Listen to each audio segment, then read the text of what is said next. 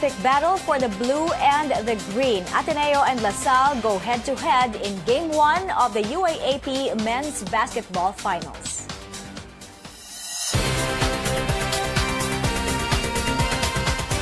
This program is presented by Bank of Commerce, an affiliate of San Miguel Corporation.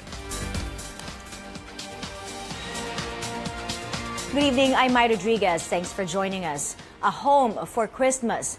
This is what more than 200 families are demanding from the government after authorities demolished their houses along the floodway in Pasig. Tonight, they're camping out in Mendiola to light up a tree in protest. Our Makoy Popioco joins us live from there. Makoy, how will they go through the night? We're here inside one of the makeshift houses where these protesters are temporarily staying while camping out here at Mendiola. Imagine 10 families are sharing this cramped space. All in all, 60 families have been staying here for over a month now. They're among the more than 200 families left homeless after their houses along the Mangan floodway in Pasig were demolished. The group Balitanghali organized these families, and the group is demanding the government to provide these families decent housing before Christmas Eve. Here we met 48-year-old ᴅᴜᴛᴇrᴛᴇ, who's been a resident living along the floodway for 10 years. She believes President Duterte has failed them for not taking any action on their plight.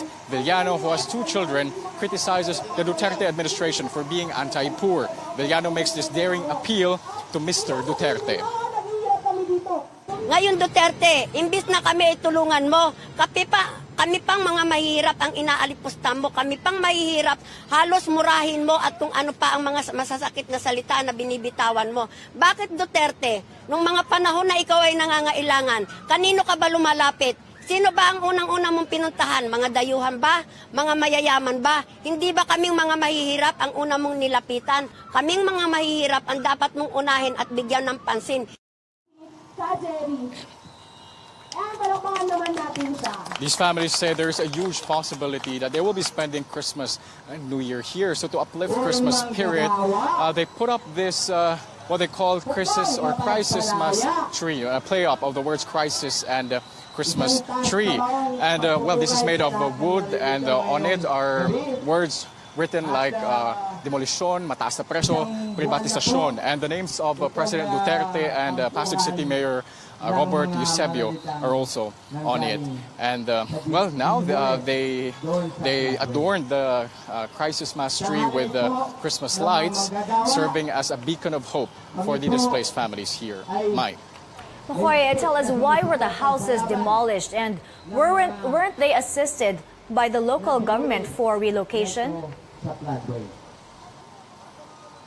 Well, the local government of Pasig City has imposed a crackdown on illegal settlers living along the floodway in Pasig City. Well, the government has offered assistance. In fact, these protesters admit that.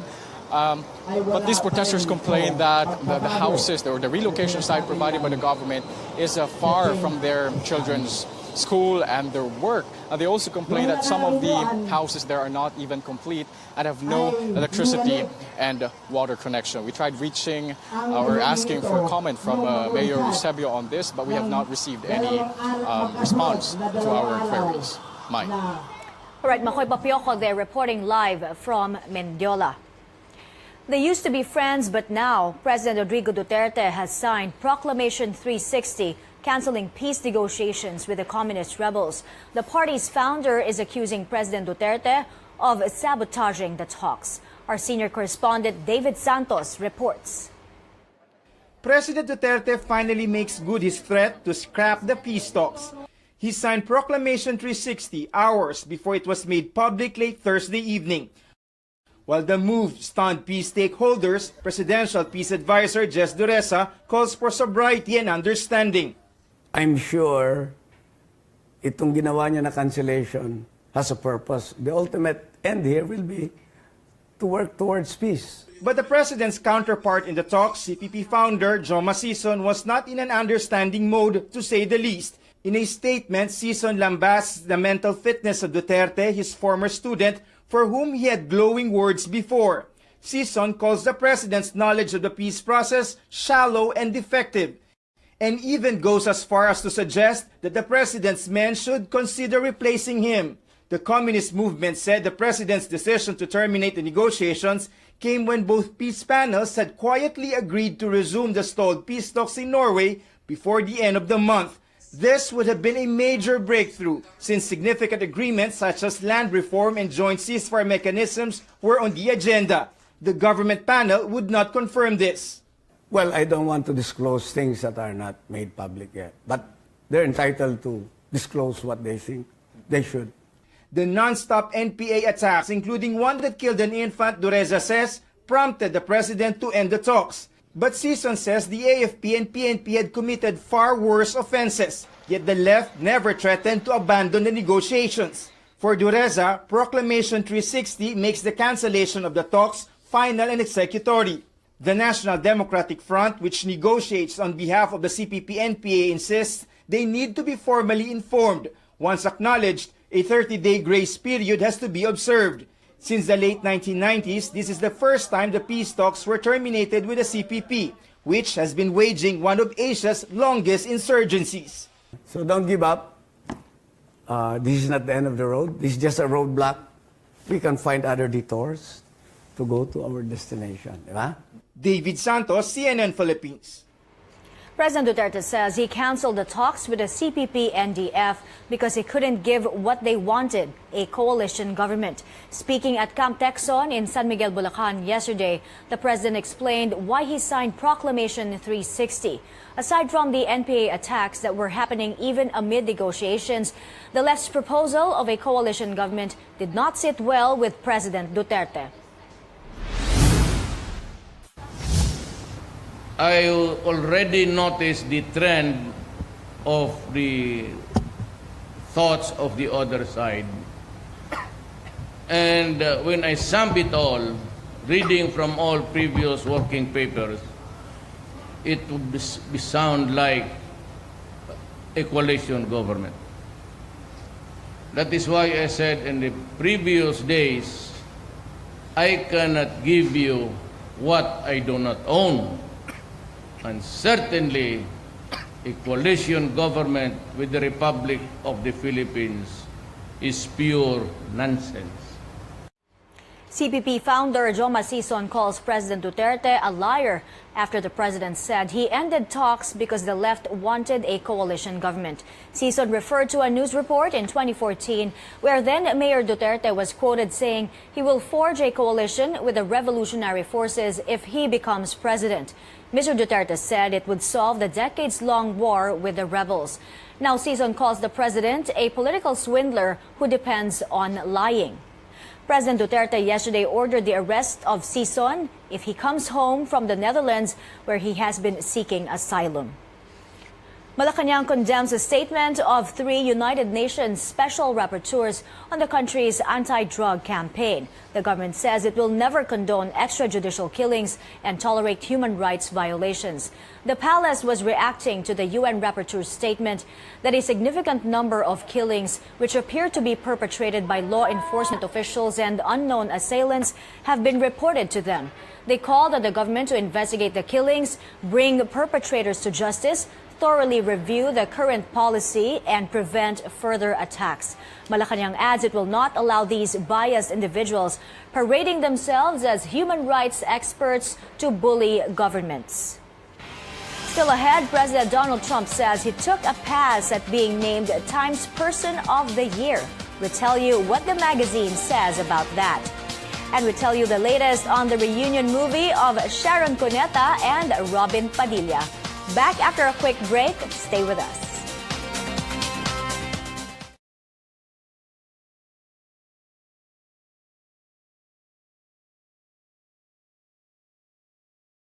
Good evening to our Facebook viewers. Thank you for joining us live tonight. Maraming salamat po.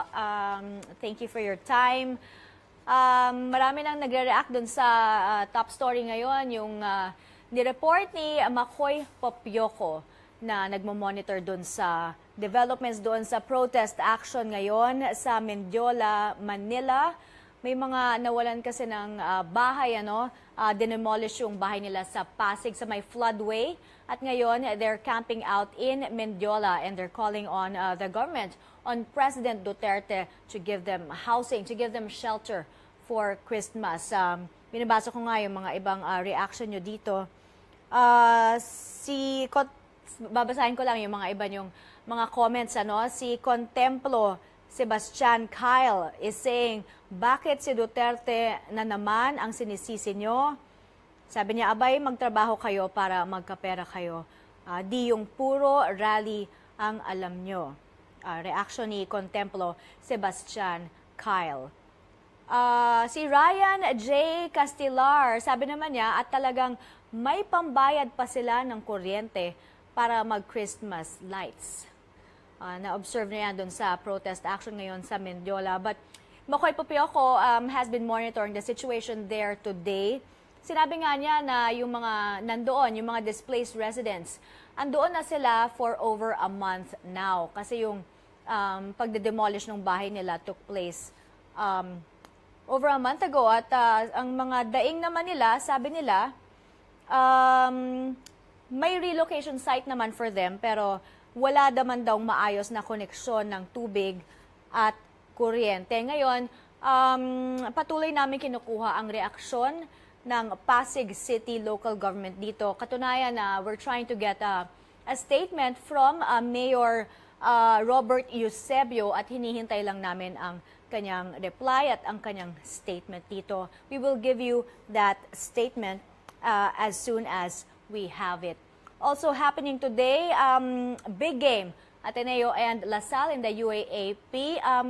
Abangan nyo yan kasi may update kami dyan. Nandun si Paulo Del Rosario to give us the latest on the game right now. It's in the fourth quarter. A very tight game. Abangan natin yung balita ni Paulo Del Rosario from the MOA Arena. Now I'd like to greet some of you watching us tonight. Si Moises Magalona says he's watching from Sarangani Province. Si Melinda Hasilund from Bahrain. Alex Catriz joining us from Saudi Arabia. Si Earl Ching from Cagayan de Oro City. And si Julius Libre watching from Davao. Marami pang storya po. Aabangan ninyo. We have 15 more minutes to go. In the show coming up, may statement po ang Department of Foreign Affairs doon sa nangyaring bombing at gun attack sa Egypt. That's in a mosque in the northern Sinai region in Egypt. Ang dami pong namatay, more than 200 people. Pero may statement ngayon ang DFA condemning that attack. Stay tuned.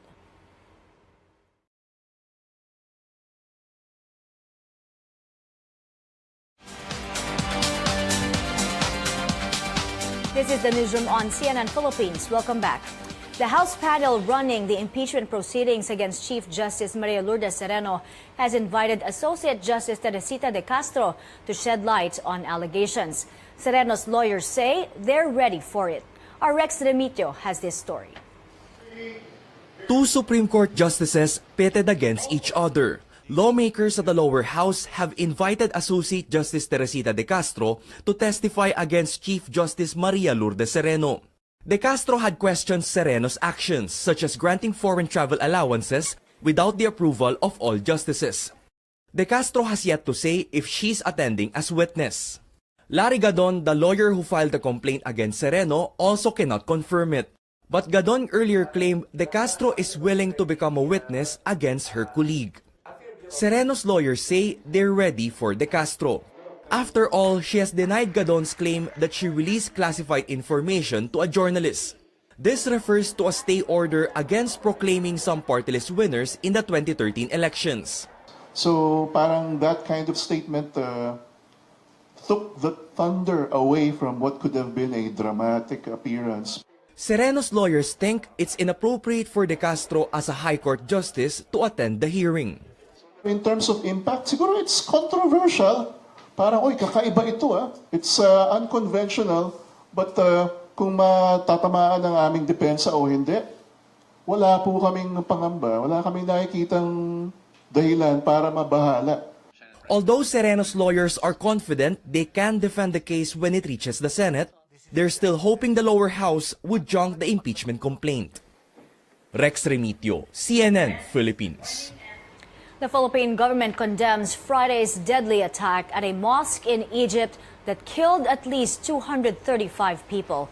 The Foreign Affairs Department in a statement says attacks on any place of worship are unacceptable. The DFA, meanwhile, says there are no Filipino casualties in what could be the deadliest attack in Egypt. Secretary Alan Peter Cayetano says the Philippine Embassy in Cairo is continuously monitoring developments. There are around 5,000 registered Filipinos in Egypt. They are advised against going to the northern Sinai region due to a high risk of terror attacks. It looks like President Trump will not be Time Magazine's Person of the Year for 2017. The president tweeted Friday he turned down a potential offer to the title, saying the magazine told him he would probably be given the honors, but he would have to do an interview and a photo shoot. The magazine refutes Trump's claims in a statement. It says President Trump was incorrect on how Time chooses its Person of the Year. It adds Time does not comment on our choice until publication, which is on December 6th. Trump was named Person of the Year in 2016 following his victory over Hillary Clinton. In collegiate hoops, the Ateneo Blue Eagles and the De La Salle Green Archers are now going head-to-head in Game 1 of the UAAP Finals. Now, how did their rivalry become the biggest thing in college basketball? Here's Paulo Del Rosario.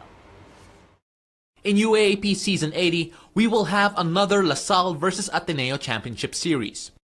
Let's take a quick look back at the two schools' history in the UAAP. The rivals were reunited in 1986, when La Salle made the jump to the UAAP from the NCAA. It didn't take long for Ateneo and La Salle to meet in the finals. In the 1987-88 season, the Blue Eagles defended their crown against their longtime rivals. The next season, it was La Salle's turn to wear the crown.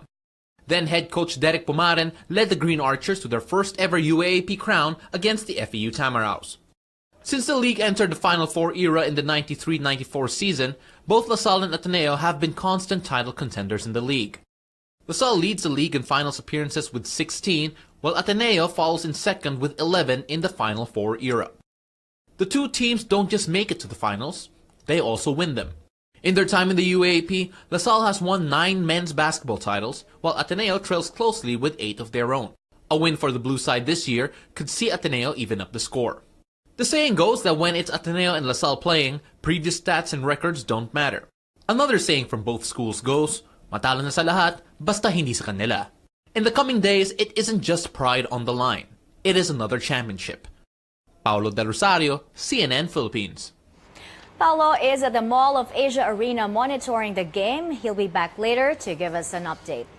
Still ahead, you don't want to miss this. The cast of Matilda sing their way to your hearts.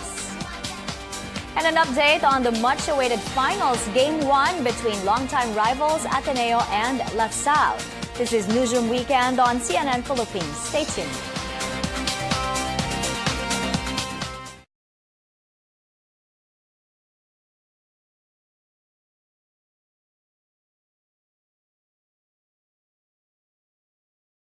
Thank you for joining us live on Facebook. Like we said, si Paulo Del Rosario will give us an update on that Game 1 in the UAAP Finals between Ateneo and La Salle happening right now at the MOA Arena. Abangan niyo po yan. It's a very tight and exciting game. Now, ngayon, marami pang story. And we have a nice story about Matilda. It's showing right now at the Meralco Theater, and some of the cast members went to the studio of CNN Philippines to give us a sample of what to expect on the show. Abangan niyo po yan. Ang gagaling nila, I'm telling you. Tapos ito, air pa ba natin si Xander Ford? May storya tayo about Xander Ford kasi trending siya ngayon. May mga balitang he's missing daw, pero may video siya kagabi, sinabi niya. Nagpapahinga lang siya, he wants to take a break from showbiz. So we'll give you the latest on that story. Now, I'd like to say hi to some of our viewers watching us now. Si Jeff Castro from Baguio City is watching us tonight. Magandang gabi sa'yo. Si Randy Romelo from Germany. Hello. Herbert Pabilona from Singapore. Bong Sapico from Japan. At si Fer Lopez from Davao City. Thank you for joining us tonight. Ito, may mga comment pa kanina doon sa story natin. Yung like, as you've seen earlier, si Makoy Papioco had a story on the displaced residents camping out in Mendiola, in Manila. Nawalan po sila ng bahay kasi na-demolish yung bahay nila doon sa may floodway sa Pasig City. At Makoy went to them and talked to them at tinanong niya ano yung mga hinaing nila at kung bakit sila umalis doon sa relocation site. Ano? Sabi nga nila, may problema raw sa koneksyon ng tubig at kuryente doon sa relocation site. Hinihintay pa rin po natin yung statement ng Pasig local government tungkol dyan sa kaguluhan dyan sa relocation site for them at doon sa protest action ngayon na nangyayari sa Mendiola in Manila. I'd like to greet Alex Leon de Catriz watching from Jeddah. Si Mel Mags says magandang gabi and good evening to you too. Si Rod Moreno, kanina pa nanonood. Good evening, Rod. Thank you for joining us tonight. At si Jeff Castro, nabati ko na yata, says, hi, good evening, now watching CNN News headlines. And si Randy Romelo watching from Germany. Si Herbert Pabilona says, magandang gabi from Singapore. Mami Jan says, hi, my glad you're okay now. Thank you po. Thank you for tuning in. And si Bong Sapico watching from Japan. Ian C. is watching. Si Sir Pal is watching. Good evening, Sir Pal. Binate ang boss. Okay, Mark Caballo Mundas watching from KSA. Thank you for joining us.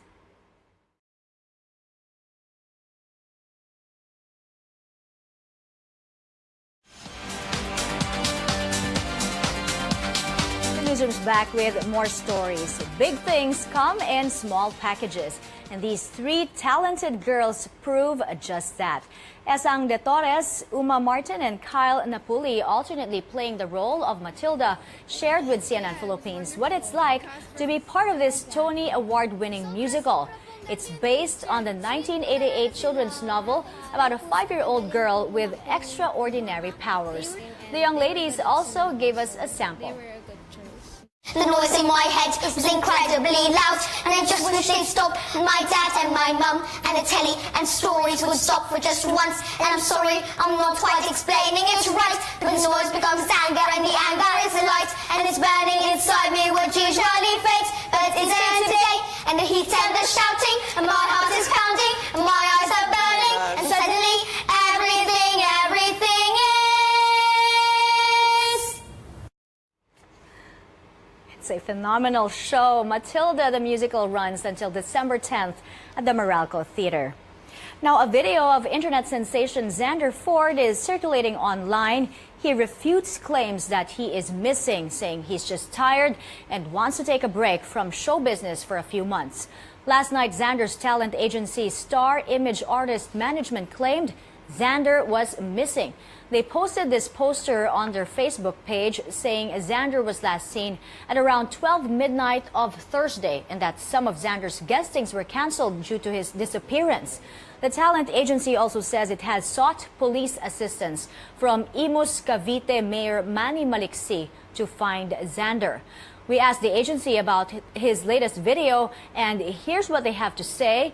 Yes, we've already seen it.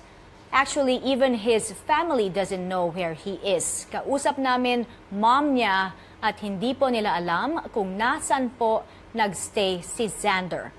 Xander was a former member of the teen boy band #5. The internet star shocked netizens in October when he revealed his new look following plastic surgery. Gilas Pilipinas begins its bid to enter the 2019 World Cup on a winning note. Gilas beat Japan Friday 77-71. Team Philippines controlled action in the first half, but Japan tried to take over in the second. Jason Castro led Gilas with 20 points, 7 rebounds, and 6 assists. Andre Blatch added a double-double, 13 markers and 12 boards. Up next for the Philippines is Chinese Taipei. That game is on Monday, November 27th at the Smart Araneta Coliseum. It's Ateneo versus LaSalle once again in the battle for UAAP supremacy. Our Paulo Del Rosario is at the Mall of Asia Arena. Paulo, how's this game turning out? Who's leading? I understand it's just over a minute left in the game. That's right, Mai. Over 1 minute and 16 seconds left in the game. Ateneo currently has the lead 73-70 over the LaSalle Green Archers. But it looked like Ateneo could have ended the game a bit earlier. They were leading by as much as 10 points in the fourth quarter, middle of the fourth quarter. But LaSalle are coming back with a run of their own. Will they be able to overturn the deficit and get the win? Or will Ateneo hold on and claim game one? There's only a minute and 16 left in the game, but in basketball terms, that could last an eternity. Mai?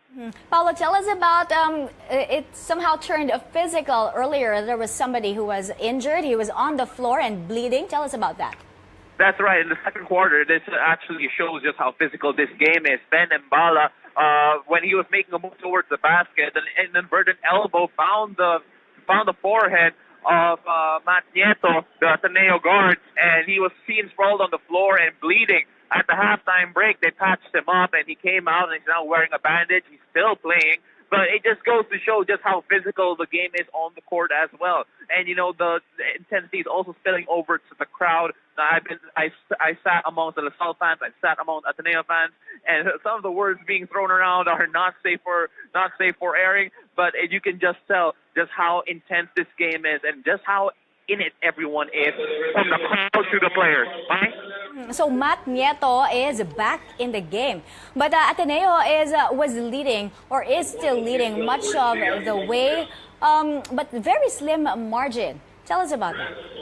Well, very slim margins for Ateneo right now. LaSalle and Ateneo the entire season actually have shown that they are going to stick close to each other and not get blown out as it showed here. It looked like Ateneo was pulling away here in the fourth quarter. Right now, LaSalle just trying to catch up, trying to make sure that they are getting the job done. Right now, though, Ben Mbala, the reigning MVP for LaSalle, hasn't been producing his monster numbers. In fact, it's Aljon Melesio of LaSalle pulling LaSalle further. And right now, Ateneo just trying to keep LaSalle away. And as you can hear behind me, the game is resuming. Ateneo just missed a shot, and LaSalle now have a chance once again to get it closer. Okay, more than 40 seconds left in the game. Paulo Del Rosario reporting from the Mall of Asia Arena. The long wait is over. The megastar and the bad boy of Philippine cinema are reuniting on screen. Earlier today, Sharon Cuneta and Robin Padilla appeared before the media for the grand launch of their romantic comedy film, Unexpectedly Yours. The two talked about how it feels to be reunited after 16 long years. Sharon is pretty much excited about this movie. This is her first film after returning to her home network. Joining them is the love team Julia Barreto and Joshua Garcia, or Josh Leah. Unexpectedly Yours hits theaters Wednesday, November 29th. That's what's happening in the newsroom this Saturday. Welcome to the newsroom on CNN Philippines. In the news, the government cancels peace talks with the communist rebels as President Rodrigo Duterte says he refused to form a coalition government with the left. The government is investigating back-to-back scams where billions of pesos and former Aquino government officials are involved. And another epic display of wit and power in collegiate basketball tonight, Game 1 of the UAAP Finals between Ateneo and LaSalle.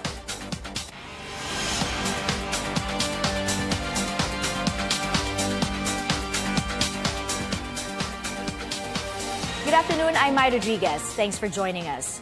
They used to be friends, but now President Duterte has signed Proclamation 360, canceling peace negotiations with the communist rebels. The party's founder is accusing President Duterte of sabotaging the talks. Our senior correspondent David Santos reports. President Duterte finally makes good his threat to scrap the peace talks.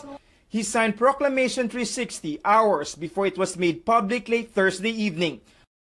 While the move stunned peace stakeholders, Presidential Peace Advisor Jess Dureza calls for sobriety and understanding. I'm sure itong ginawa niya na cancellation has a purpose. The ultimate end here will be to work towards peace. But the president's counterpart in the talks, CPP founder ʟᴜᴜᴛᴇrᴛᴇ, was not in an understanding mode, to say the least. In a statement, ʟᴜᴜᴛ lambasts the mental fitness of Duterte, his former student, for whom he had glowing words before. ʟᴜᴜᴛ calls the president's knowledge of the peace process shallow and defective, and even goes as far as to suggest that the president's men should consider replacing him. The communist movement said the president's decision to terminate the negotiations came when both peace panels had quietly agreed to resume the stalled peace talks in Norway before the end of the month. This would have been a major breakthrough, since significant agreements such as land reform and joint ceasefire mechanisms were on the agenda. The government panel would not confirm this. Well, I don't want to disclose things that are not made public yet, but they're entitled to disclose what they think they should. The non-stop NPA attacks, including one that killed an infant, Dureza says, prompted the president to end the talks. But ʟᴜᴜᴛ says the AFP and PNP had committed far worse offenses, yet the left never threatened to abandon the negotiations. For Dureza, Proclamation 360 makes the cancellation of the talks final and executory. The National Democratic Front, which negotiates on behalf of the CPP-NPA, insists they need to be formally informed. Once acknowledged, a 30-day grace period has to be observed. Since the late 1990s, this is the first time the peace talks were terminated with the CPP, which has been waging one of Asia's longest insurgencies. So don't give up. This is not the end of the road. This is just a roadblock. We can find other detours to go to our destination. Diba? David Santos, CNN Philippines. President Duterte says he canceled the talks with the CPP-NDF because he couldn't give what they wanted, a coalition government. Speaking at Camp Tecson in San Miguel, Bulacan yesterday, the president explained why he signed Proclamation 360. Aside from the NPA attacks that were happening even amid negotiations, the left's proposal of a coalition government did not sit well with President Duterte. I already noticed the trend of the thoughts of the other side. And when I sum it all, reading from all previous working papers, it would sound like a coalition government. That is why I said in the previous days, I cannot give you what I do not own. And certainly, a coalition government with the Republic of the Philippines is pure nonsense. The president did not give details on this coalition government. He added he's ready to engage the NPA in war if that's what the communist rebels want. President Duterte also wants the surrender of 30 to 40 NPA leaders released from detention temporarily to take part in the peace talks. And I am ordering those I have released temporarily to surrender or face, again, punitive actions. You have to go back where you belong. I released you because I thought it might help.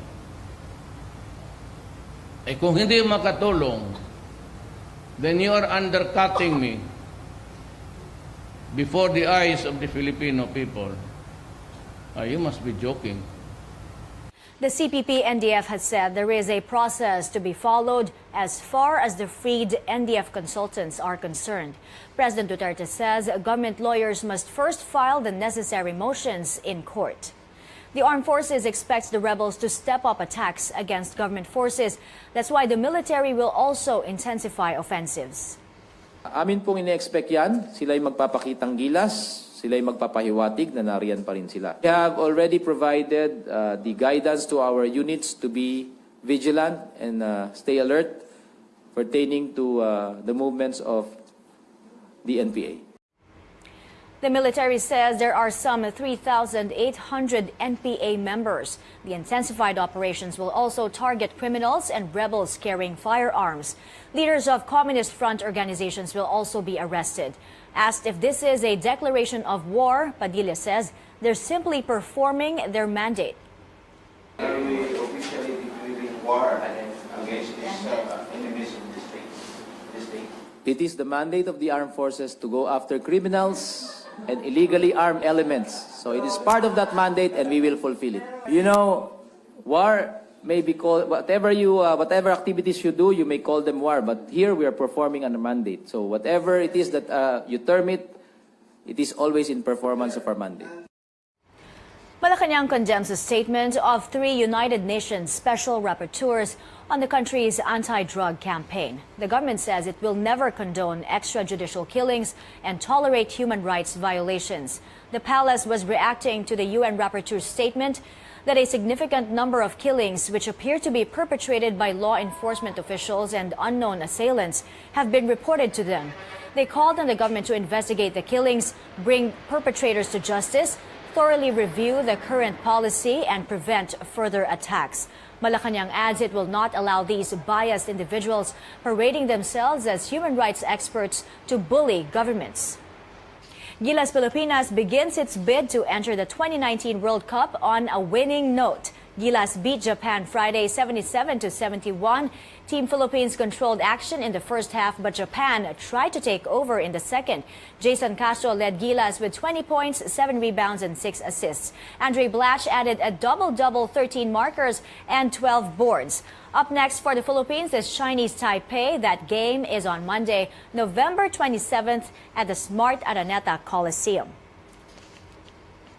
In other news, a video of internet sensation Xander Ford is circulating online. He refutes claims that he is missing, saying he's just tired and wants to take a break from show business for a few months.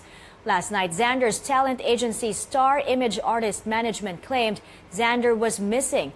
They posted this poster on their Facebook page saying Xander was last seen at around 12 midnight Thursday and that some of Xander's guestings were canceled due to his disappearance. The talent agency also says it has sought police assistance from Imus Cavite Mayor Manny Maliksi to find Xander. We asked the agency about his latest video. They confirmed they have seen it but gave no further comment. Xander was a former member of the teen boy band #5. The internet star shocked netizens in October when he revealed his new look following plastic surgery. We're just days away from the much-anticipated Miss Universe competition in Las Vegas. Let's find out what are the chances of Rachel Peters winning the Miss Universe title. Our Christine Jacob Sandejas talked to her mentor. Watch this. What competitive edge do you think she has over the other beautiful candidates from all over the world? Number one, her body is to die for. She has an athletic, sexy body with infinite legs. Aside from that, she has a personality. And secondly, her walk, her stance, her presence on stage, it was purely, I can say, outstanding.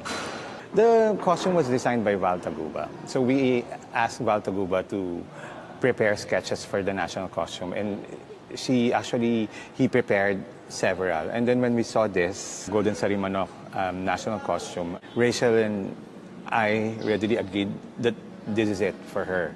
We really wanted to be different this time and to highlight Rachel's body. In the coronation night, it's going to be very sexy, highlighting Rachel's figure. How and will that affect what she will actually wear on coronation night? Secret. So you just have to watch out what she's going to wear on the final night. The coronation is on Monday morning, Manila time. Later we'll show you how Christine got some training, how to walk like a beauty queen. When we return, issues keep hounding officials of the past administration, with 2 of them now linked to a multi-billion roadway scam. And Zimbabwe's new president, Emmerson Mnangagwa, makes big promises to his country's citizens. We'll tell you what later. Stay with Newsroom Weekend.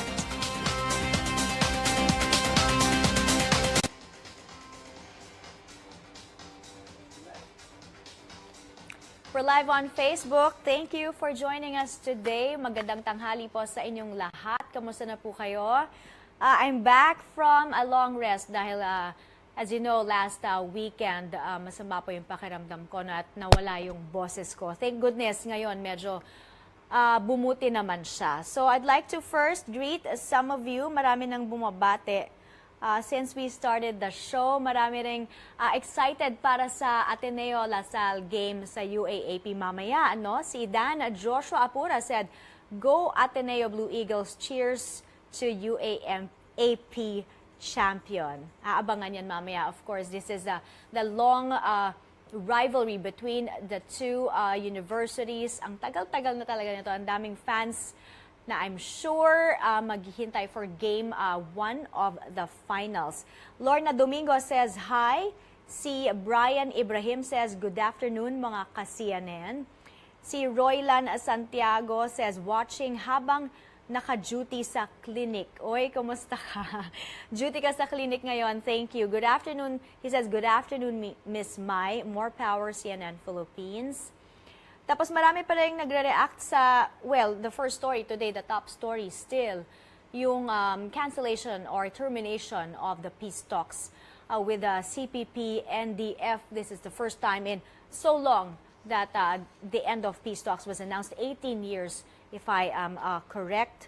Si David Santos had an in-depth report on that. Tapos also trending today, Xander Ford, sinabi niya na he is not missing, pero I think marami nagsasabi na nagtatago siya sa talent agency niya at even his family daw doesn't know where he is. Pero he released a video last night nga, no, na sinasabi niya na, well, he just wants to take a short break from show business. Well, marami din nagko-comment dyan sa ating Facebook Live. Ito naman, marami pa tayong babatiin dito. Si Teban Botoy watching from Riyadh Air Base. Ito, si DCMRD is reacting to our top story on the peace talks. He says the peace talk was about the comprehensive agreement, socio-economic reforms, diba? Bakit umiba ang script? Yun ang sinasabi niya. 15 seconds to go, I think. Okay, stay tuned for more stories.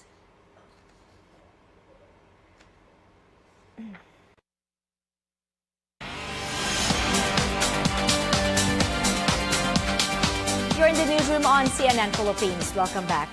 Another multi-billion peso scam. Justice Secretary Vitaliano Aguirre reveals a syndicate is defrauding the government of billions of pesos. Not only that, high-ranking public officials are part of the scam. Our Anjo Alimario has more. 9 billion pesos. That's the amount allegedly stolen from the government involving a road right-of-way scam in General Santos City. Justice Secretary Vitaliano Aguirre says the National Bureau of Investigation has a witness who is providing details. How does the fraud work? Aguirre says the syndicate submitted to the Department of Public Works and Highways fake titles in the name of non-existent landowners. This is to allow them to claim just compensation from the expropriation of land which will be supposedly occupied by government projects. We have information that one claim for just compensation amounted to 29 million pesos. The witness, a private citizen, named those involved in the scam, including a certain Nelson T., a relative of the country's former ambassador to China. Our witness further revealed that Mr. Nelson T., the financier of the group, is a close relative of Domingo Lee, a Philippine ambassador to China, and is supposedly close to former President Benigno Aquino III. The witness also tagged former Public Works Secretary Rogelio Singson and former Budget Secretary Butch Abad. DPWH Secretary Rogelio Singson, who apparently approved and requested the release of payment of fake road right-of-way claims. Former Budget Secretary Florencio Abad, who apparently approved the release of payment for illegal road right-of-way. Aguirre believes the two department secretaries benefited from the mess. Yun ang implication eh. Talagang kumita, kumitang lahat. In a statement, Abad says the accusation is baseless and not true. He adds he and his former department were never part of the negotiations. As for Singson, he says he looked into the documents first. But what's clear, Aguirre says, there's collusion. Aguirre has instructed the NBI to continue its investigation to strengthen the case. Anjali Mario, CNN Philippines. Secretary Aguirre also ordered the National Bureau of Investigation to investigate the alleged misuse of billions of pesos in public funds. Aguirre wants a special task force that will reopen the probe on the Disbursement Acceleration Program, or DAP, and the Priority Development Assistance Fund, or PDAF scams. Aguirre says new evidence surfaced. PDAF, also known as pork barrel, was money allocated in the national budget that could be spent at the discretion of lawmakers. The Supreme Court declared it unconstitutional in November 2013 because it encroached on the duty of the executive branch to enact the national budget.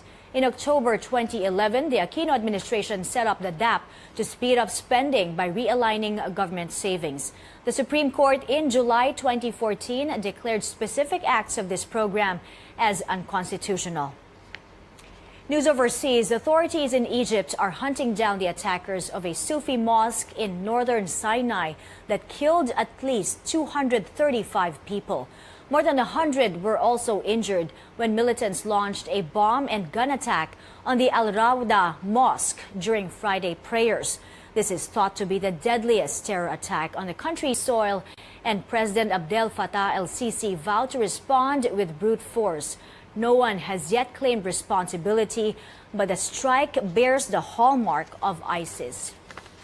Zimbabwe's former Vice President Emmerson Mnangagwa promises reforms to lift Zimbabwe out of poverty by eliminating corruption. He was sworn in as the country's new president following the resignation of Robert Mugabe. The swearing-in ceremony took place at the National Sports Stadium. 18 days ago, Mnangagwa was fired by Mugabe that set off a minor revolution, leading Zimbabwe to this point. His appointment brings the country in the grip of a new positive energy. People who have had no voice suddenly came back to life. Mnangagwa is the third president of the Republic of Zimbabwe. He spent most of his career serving Mugabe. Still ahead for certified titos and titas, there's a place that might bring out the nostalgia in you. And we take a look at the decades-long rivalry of the colors blue and green in the UAAP. Stay tuned.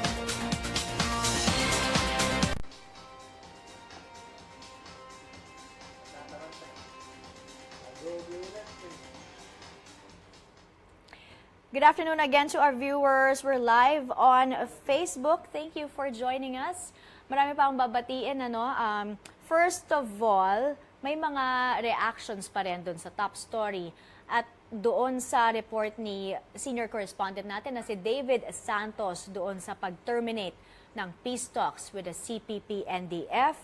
Marami ang actually expressing support for the decision of President Duterte. Si Joaquin Palomo says, "We support the decision of PRRD. God bless the AFP. God bless the Philippines." Si Ernie Del Rosario Munoz is watching from the UAE. He says, "Decades these NPAs had abused and became a threat to national security. President Duterte is the answer to finish their abuses with our farmers, businessmen, and local officials for revolutionary tax. They are asking but no projects." Yan ang sinabi ni Ernie Munoz. Now it's time to greet many of you watching us today. Si Weiler Olores Jr. watching from Qatar. Si Marlon Panares says, "Happy weekend, Miss Mai." Happy weekend to you too. Sana maganda ang weekend nyo, the start of the weekend. Si Andots Magellan Yungib says, "Hello from Juarez, Mexico."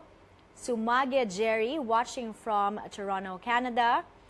Jongjong Suwiko General Ata. Talagang haba ng pangalan mo ha. Says, "Hello, good day watching from Jeddah." Ruben Villasanta Bayona says, "Hello and get well." Thank you. Si Melay de Austria watching from work. Dada Noel, hello, welcome back. Thank you sa'yo, Dada.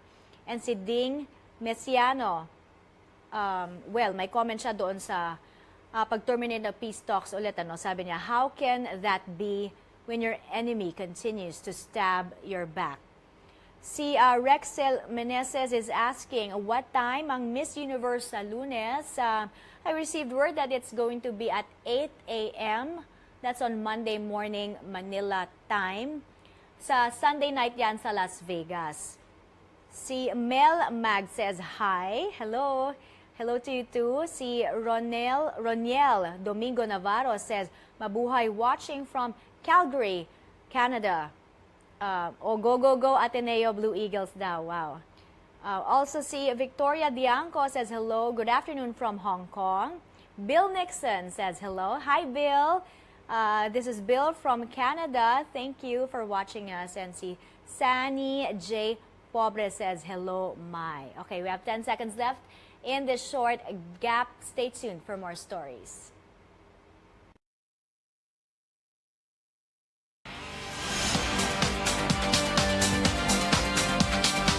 The newsroom's back with more stories. She's not called the Queen of Christmas for no reason. Mariah Carey's All I Want for Christmas is one of the most played songs during the holiday season. Now it gets its animated film adaptation. Take a look. I just love Christmas. I thought everybody did. I'm going to tell you the story of my first love. It happened at Christmas time. As you pointed out, you've become sort of synonymous with Christmas. I didn't point that out, and I don't know why anybody's saying that I did. I just love Christmas. It's just something that I look forward to every year. So I don't look at it. It's something that I wrote, and I'm thankful for it.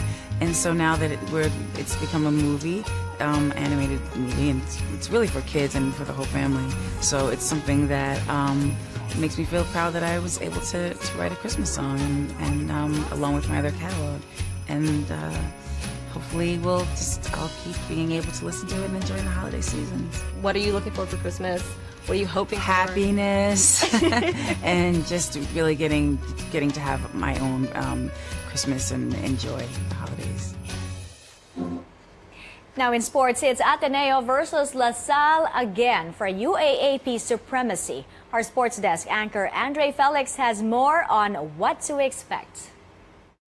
That's right, Maya. Another blockbuster finals in the UAAP is tipping off this afternoon. The Ateneo Blue Eagles and the defending champions, the De La Salle Green Archers, will battle it out for basketball supremacy for the second year in a row. Game 1 starts at 4 p.m. at the Mall of Asia Arena.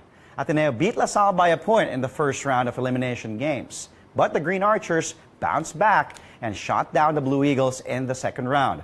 Ateneo's Isaac Go tells Sports Desk his thoughts on going up against La Salle in the finals again. It's going to be a classic. Ateneo-La Salle rivalry is always the big one, and then you have two juggernauts going at it. A rematch of last year's finals. You have the MVP Imbala in one team. You have 30 to middle 5 in another team. You have two coaches on each side ready to coach their way and help their team win. We like to think that we're a little bit more mature, a little bit more ready. We got 1 year of experience under our belt. We have another year with Coach Tab and the coaching staff teaching us new things, helping us improve.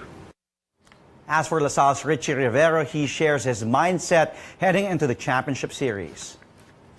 Sabi ni coaches namin, don't settle for anything less. So kami, sobrang yun, kaya may free time kami, extra talaga shooting and all skills para hindi mawala yung, hindi mawala yung timing and, and everything. Parang, doon pa rin kami sa path na nakakapag-focus kami on studies and at the same time parang nagagawa rin namin yung parang something to do for us to be able to improve a lot in basketball. Ganun.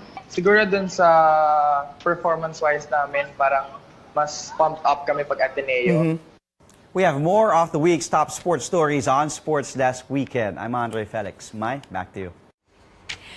So how did the rivalry between Ateneo and LaSalle become the biggest thing in Philippine collegiate sports? Sports Desk correspondent Paulo Del Rosario gives us a closer look. In UAAP Season 80, we will have another LaSalle versus Ateneo Championship Series. let's take a quick look back at the two schools' history in the UAAP. The rivals were reunited in 1986, when LaSalle made the jump to the UAAP from the NCAA. It didn't take long for Ateneo and LaSalle to meet in the finals. In the 1987-88 season, the Blue Eagles defended their crown against their longtime rivals. The next season, it was LaSalle's turn to wear the crown. Then head coach ᴅᴜᴛᴇrᴛᴇ led the Green Archers to their first ever UAAP crown against the FEU Tamaraws. Since the league entered the Final Four era in the 93-94 season, both LaSalle and Ateneo have been constant title contenders in the league. LaSalle leads the league in finals appearances with 16, while Ateneo follows in second with 11 in the Final Four era.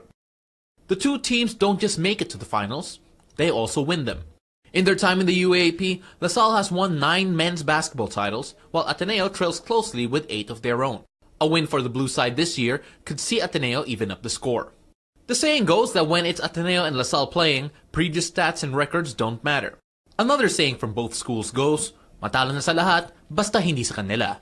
In the coming days, it isn't just pride on the line. It is another championship. Paulo Del Rosario, CNN Philippines. From Tsunami Walk to Cobra Walk, our country's former bets in the Miss Universe pageant are known for their signature walk. This year, our Rachel Peters will do her so-called Infinity Walk to ace, hopefully, every round of the competition. Christine Jacob-Sandejas learns that straight from Rachel's mentor. Watch this. Now we are here, and of course, Rogel is going to teach us how it's actually done. How do we execute an infinity walk? For Miss Universe, because Miss Universe has changed management, it's more of combined, being a beauty queen and being a model. That's what we did for Rachel, for her walk. Oh my God, it's like, okay, oh, let's do this. Okay, now it's time for us to do the duck. Yeah.